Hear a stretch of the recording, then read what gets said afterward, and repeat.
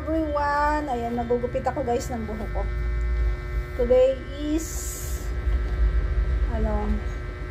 Thursday. Ayan. Monday, Thursday. Ganito lang guys para makatipid tayo sa parlor. Hindi na natin kailangan pumunta ng parlor kapag tayo ay mag-trim ng ating buhok. Kaya kaya na natin yung gawin sa harap ng camera and sa harap ng salamin. Ayan, tingnan nyo, ang haba na niya. Kailangan na natin siyang i-trim. Siyempre, ganyan muna.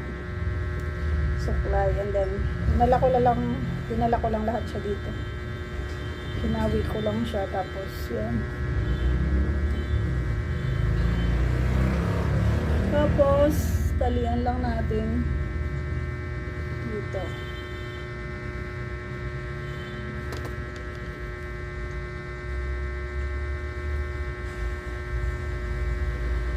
Tingnan nyo kung ano yung magiging result.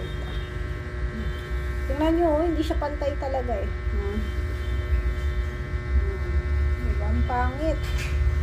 Baba ako konti para makita ha. Tignan natin ang camera konti. Ayusin natin. Yan. Ayan o. So, papantayin natin yan. Ito lang.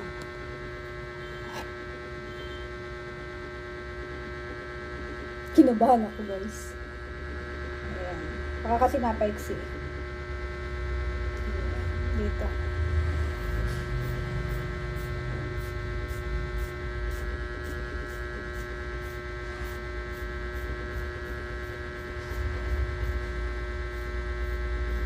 Oh.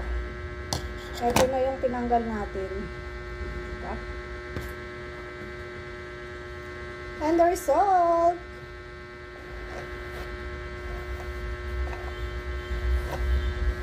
Ayan na ang resulta guys. Oh.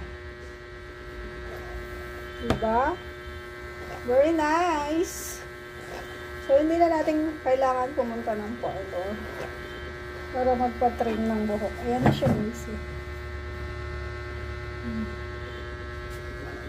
Okay na. So, ayan lang. Thank you so much for watching. Bye-bye.